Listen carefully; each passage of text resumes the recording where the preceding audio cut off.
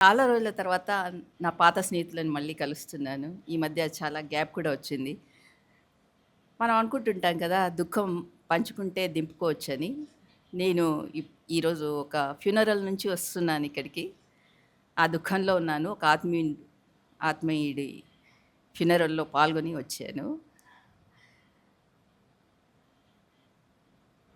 పీర్ల పండుగ అంటేనే దుఃఖాన్ని పంచుకోవడం అని నేను అనుకుంటాను. అది ఒక వలపోత. ఆ సందర్భంగా కలవడం, ఆ సందర్భంగా కలవాలనుకోవడము, ఆ ఆలోచన చేసినందుకు సుబ్బన్న, ఇంకొంతమంది మిత్రులకి నేను అభినందనలు తెలుపుతున్నాను. పీర్ల పండుగ వలపోత ఒకటే కాదు, అదొక తలపోత కూడా. అంటే కరబాల యుద్ధంలో అన్యాయానికి ఎదురు నిలిచి ప్రాణాలు విడిచిన వీరుల కోసం పాడే తలుచుకుంటూ చేసేదది. ఆ తలపోత. తలపోత అంటే గుర్తొస్తుంది నాకు, ఇక్కడున్న చాలామంది మిత్రులందరూ ఉద్యమంలోనే పరిచయమైన వాళ్ళు. తెలంగాణ ఉద్యమంలోనే పరిచయమైనారు. ఆ ఉద్యమం రోజులు గుర్తొస్తున్నాయి. ఆ రోజుల్లో మీకు గుర్తుండే ఉంటుంది, అప్పటి ఉద్యమ నాయకుడిగా పేరున్న కేసీఆర్ గారు ఒక పిలిపిచ్చారు. ఏంటి, కళింగ భవన్‌లో మనందరము ఉద్యమ సన్నాహక సభ నిర్వహించుకుందామని. ఇక్కడున్న దేశపతి అన్నకు కూడా తెలిసే ఉంటుంది. ఆ రోజు ఆ ఉద్యమ సన్నాహక సభకి కళింగ భవన్‌కి చాలామంది పరిగెత్తుకొచ్చారు. నాలాంటి వాళ్ళు ఇంకెంతోమంది వచ్చారు. నాలాంటి వాళ్ళని ఎందుకంటున్నా అంటే, ఎంతోమంది ఆడవాళ్ళు కూడా పరిగెత్తుకొచ్చారు. రావడమే కాదు, మొత్తం అప్పటికే మేము ఒక మహిళా జేఏసీగా ఏర్పడి ఉంటిమి.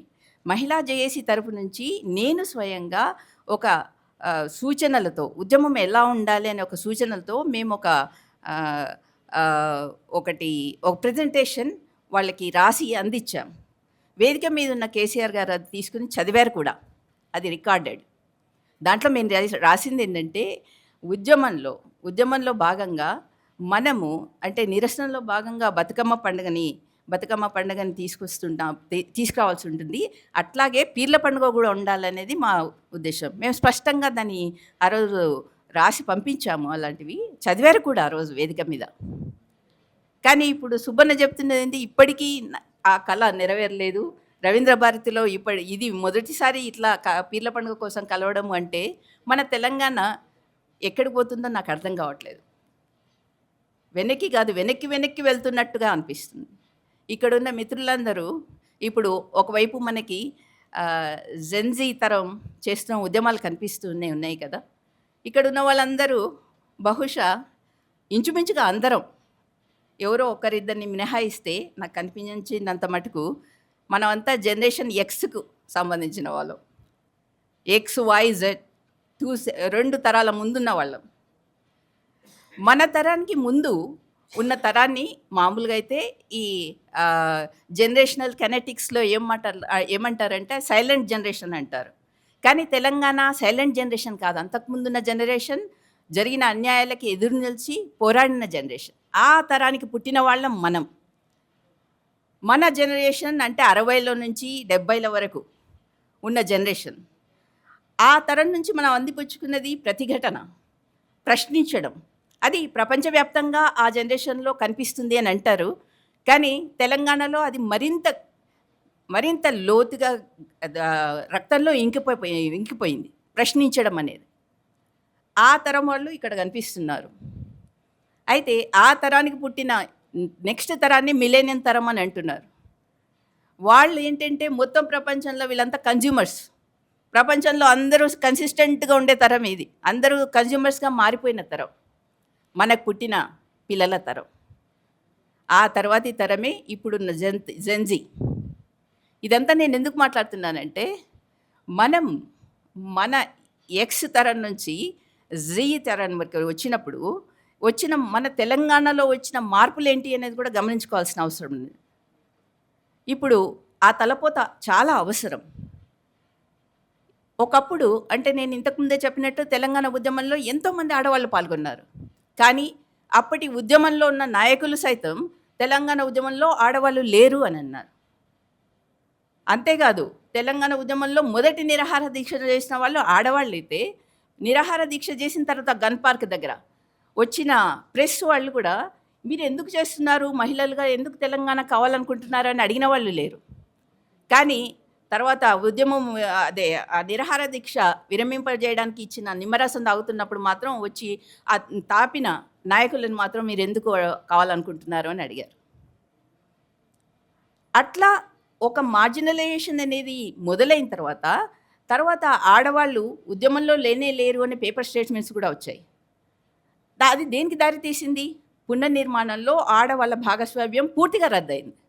సరిగ్గా ఇలాంటి మార్జినలైజేషన్ మైనారిటీస్ విషయంలో కావచ్చు, అసలు మతతత్వ ధోరణులకి తెలంగాణ తలుపులు ఎలా తెరవగలిగింది? ఒకప్పుడు మనం అంటే భయపడేవాళ్ళు కదా ఇక్కడ. కానీ ఆ ధైర్యం ఎట్లా వచ్చింది? ఇట్లాంటి తలుపులు తెరవడం అనేది దాని వెనకాల మనమే చేసిన కొన్ని తప్పులు ఉన్నాయనేది, మన పాస్ట్ నుంచి తప్పులు గ్రహించుకోవాల్సిన అవసరం కూడా ఉందని నేను అనుకుంటున్నాను ఈ సందర్భంగా. మన లోపల ఉన్న పితృస్వామ్య భావజాలం కావచ్చు, మన లోపల ఉన్న మనకే కనిపించని మనువాది కావచ్చు, ఇవన్నీ మన వెనకాల పనిచేశాయి. లేకపోతే తెలంగాణ ఉద్యమం తాత్వికత ఏంటి? చాలామంది అంటే అప్పుడున్న పొలిటికల్ స్లోగన్స్ ఏం పెట్టారు? నీళ్లు, నిధులు, నియామకాలు అని పెట్టారు. సరే, ఎకనామికల్గా దానికి కావాల్సిన ఇంపార్టెన్స్ అది ఉంది. కానీ తాత్విక భూమికి ఏమిటి అని నన్ను చాలామంది అడిగినప్పుడు నేను ఒకటే మాట చెప్పేదాన్ని. 3R అంటే RR అనే సినిమా కాదనుకోండి, మీరు చెప్పింది ఎప్పుడు రెస్పెక్ట్, రికగ్నైజ్, రెస్పెక్ట్ అండ్ రెజ్యువినేట్. మన లోపల ఉన్న భిన్నత్వాన్ని, వైవిధ్యాన్ని గౌరవించాలి మొదలు, తర్వాత గుర్తించాలి, గౌరవించాలి, వీలైతే తర్వాత చేయూత ఇవ్వాలి. కానీ ఆ తాత్విక భూమికని మన తెలంగాణ ఉద్యమకారులు కానీ తర్వాత రాజకీయ నాయకుల నుంచి ఆశించలేము. కానీ మన తెలంగాణ ఉద్యమ సారథులుగా ఉన్నవాళ్ళు కానీ గుర్తించిన దాఖలాలు నాకైతే కనిపించలేదు. ఈ తాత్విక భూమితోటి మనం కనుక పనిచేసి ఉండింటే ఇప్పటికీ మన తెలంగాణలో అద్భుతమైన బహుళత్వం వర్ధిల్లి ఉండేది. ఇక్కడికి హిందుత్వ తలుపులు తట్టే ధైర్యం చేసేది కాదు. అయినా ఇప్పటికైనా మించిపోయింది లేదు. నేను కొంచెం ఎక్కువే మాట్లాడుతున్నాను. నాకు తలనొప్పి వచ్చినందుకు, అంటే వారం రోజుల కిందటనే నేను వేరే దేశం నుంచి వచ్చాను. ఆ జెట్లాగ్లో ఉన్నందుకు నాకు ఈ అవకాశం ఇచ్చారు. ఒక విషయం చెప్పదలుచుకున్నాను. అమెరికాలో నేనున్నప్పుడు 2000 సంవత్సరంలో మేము తెలంగాణ డిస్కషన్ ఫోరం అని ఒకటి మేము పెట్టింటిమి. అట్లా చాలామంది ఉద్యమకారులు తెలుసు నాకు అక్కడ. నేను డెట్రాయిట్లో ఉన్నప్పుడు అక్కడ డెట్రాయిట్ తెలంగాణ సమాజానికి నేను వచ్చినా అని తెలిసింది. వాళ్ళు ఒక మీటింగ్ ఆర్గనైజ్ చేశారు. దాదాపు ఇంతకు రెట్టింపు మంది వచ్చారు.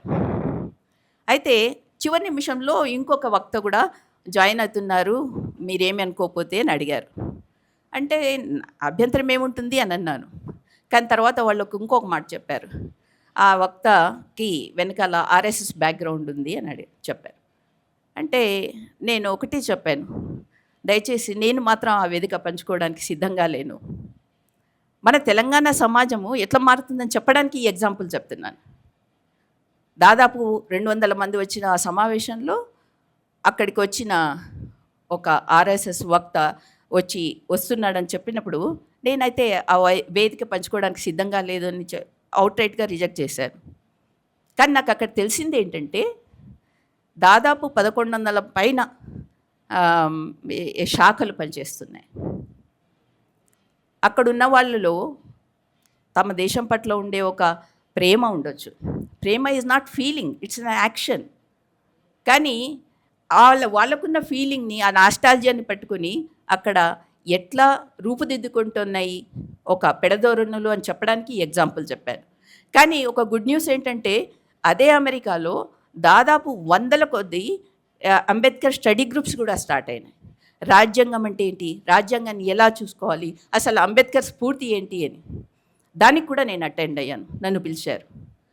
ఈ సందర్భంలో నుంచి నేను మాట్లాడుతున్న విషయాలంటే నేను కంక్లూడ్ చేయదలుచుకున్నది ఏంటంటే, మనం పీర్ల పండుగ సందర్భంగా కవి సమ్మేళనం, కవులు ఏం చేస్తారు వస్తుంటే ఒక మిత్రుడు అడిగారు, కవులు ఏం చేస్తారు పీర్ల పండుగ గురించి కవిత్వం చదివితే ఏమవుతుంది అని. ఒకవైపేమో వెలుగుంది, సౌందర్యం ఉంది, నమ్మకం ఉంది, ఆత్మవిశ్వాసం ఉంది భవిష్యత్తు పట్ల. ఇంకోవైపు చీకటి ఉంది, క్రూరత్వం ఉంది.